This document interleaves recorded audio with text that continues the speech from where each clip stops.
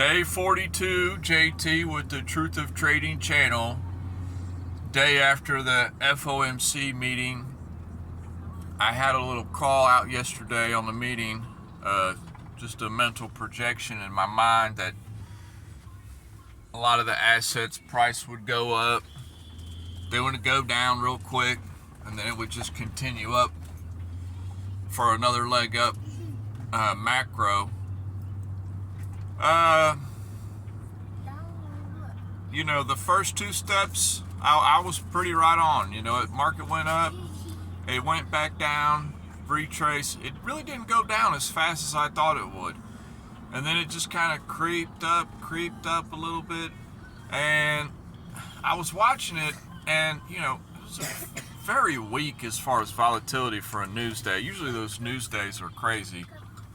And there's going to be some extra noise in the background today. I got my kids, a couple of my kids in the back. But there wasn't as much volatility as I was expecting. But you know, I'm just watching it. I'm doing the right thing. I'm not FOMOing in. I'm not just getting in a trade just because I want to get in a trade. You know, I'm trying to see if there's any potential scalp. Excuse me. And I'm watching price. It moves up. It's making a, you know, a little bit rising wedge, triangular pattern, you know, if you believe in those things. But the basis on my trade too was, sit down. I had to tell them to sit down. They're sitting up in their seats because they're listening to me chatting a video. Sit down and buckle up. But how are we gonna buckle up? Hey, sit down. But you know, I'm watching the rising wedge go up, and it just wouldn't make a higher high. It wouldn't break the market structure, and this is just on the 15-minute. You know, this isn't like, you know, and overall, you know, I'm looking, and you know, I wasn't really seeing much bearish divergence, so to speak. So that's the main thing that had me leery on, you know, shorting this move, because like I wasn't really seeing it on the hour or the 4 hour. You know, I wasn't seeing that clear as day divergence. But this 15-minute rising wedge, it just took forever to fill out. What the heck? And it finally filled out, and you know, I always give myself a couple chances to get in, you know, on a scalp. And I entered, you know, and you know, the market knows me. It knows I'm getting good. You know, it knows I'm onto it. I entered, it went in my favor, and then real fast, you know, a super quick back up to just, you know, just a slightly higher high, you know, on a 5-minute, you know, just enough to stop out everybody that had their stop right there. Now, fortunate enough, you know, I had my stop a little bit above that. I actually did not get stopped out at this trade. This was, I was 1-0 yesterday, smooth, you know, and the rising wedge, it broke down, you know, finally, and it goes down a little bit, and now it's just kind of sitting at an area doing some consolidating. I call it a knuckle area, you know. I might show you what I mean by that one day on the laptop, but you know, it's just a little mini consolidation area. And today, the next day, it's still sitting there, you know. It ain't really, it made a slightly lower low today, but it really hasn't made any higher high today as far as this consolidation box is, you know. And I've, you know, I put, you know, it's $11 margin, you know, it's a high leverage, you know, this is the scalping account.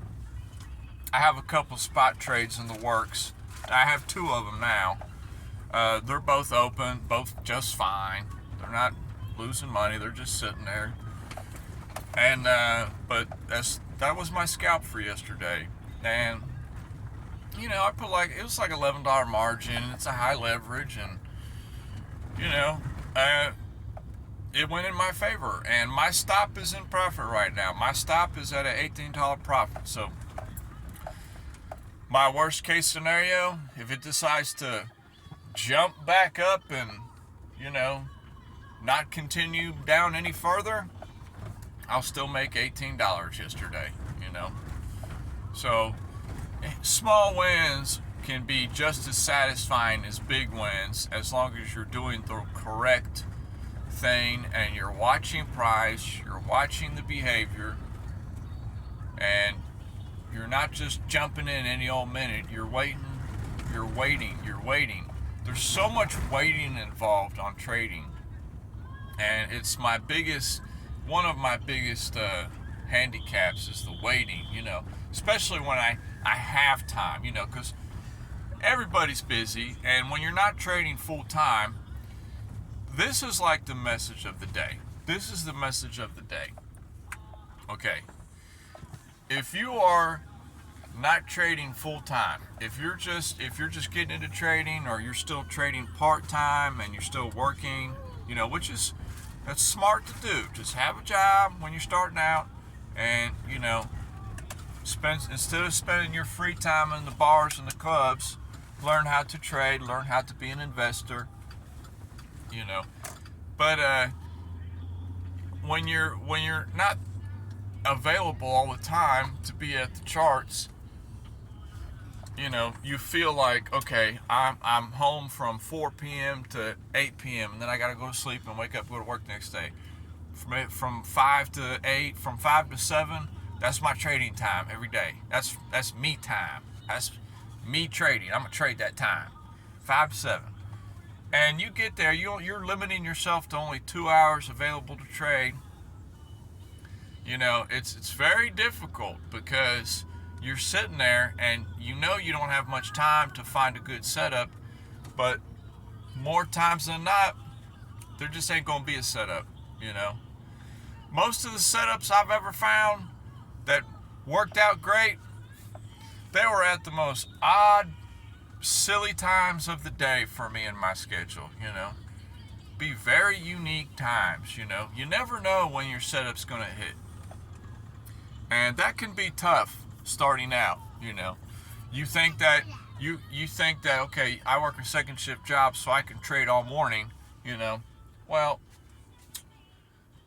there might not be nothing that morning for you.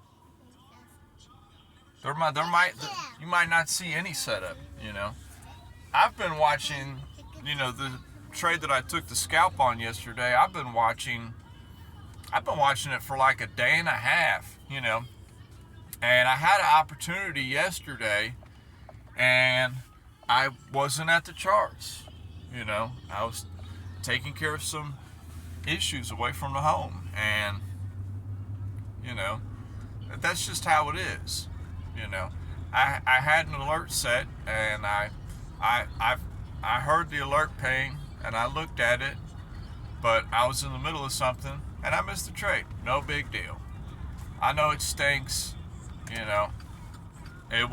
would have been it was a much better setup than the setup I took yesterday. But the setup I took yesterday, it was still clean. It was a good setup.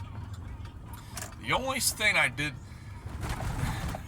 to put in my personal journal, the only thing I did not like about my short setup yesterday was that there really was no clear divergences, and I always like to have divergences there.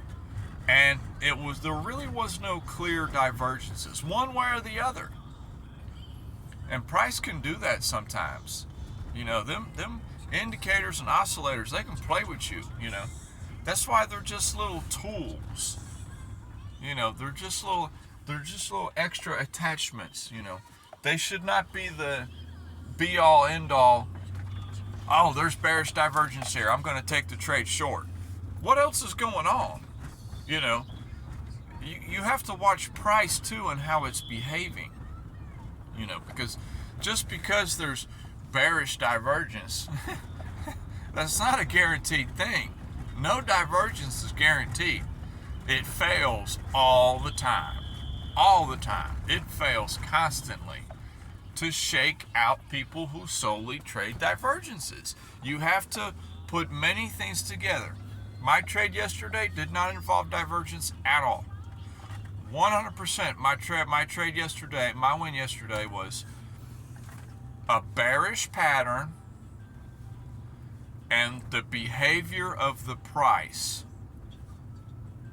It was slowly going up, but it was not breaking any market structure. It wasn't making any higher highs. And that's it. It just seemed like it felt like it was just somebody that was running, and that person that was running up the hill, they just started getting tired, and the closer they got to the top of the hill, they just kept getting slower and slower, and then with their last little bit of energy, they just jumped up as high as they could, and then they fell to the ground. That's pretty much how the trade worked out yesterday. But that's all I got. It's a long game. You gotta be patient. You gotta wait for your trading plan to come to fruition. Your trading plan might not come to fruition when you're away from the charts.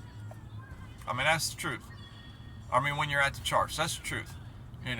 Those good setups, the best setups you will ever see, no matter what trading plan you use, whatever strategy you use, the best setups that will ever come across in front of you, personal experience, they always come across when A, you're not immediately in front of the screen, or B, when you don't have no more money in your account. That is crushing. That is crushing. I've talked about that before several times. That is very devastating on your psyche when you've already blown your account. Come on now, you've already gone through everything. You feel like you have a little relief because now you're at zero. But then it's at that moment when your style, your trading plan, it finally does come to fruition. And the more I force myself, just to not really care about what's going on, just kind of keep an eye on it, I don't know how to say it, so to speak, but not be so involved in, the market's doing this, the more I find myself being more patient on those good setups, and I see them much more often than I used to. Are my eyes getting, more wide open? I don't know.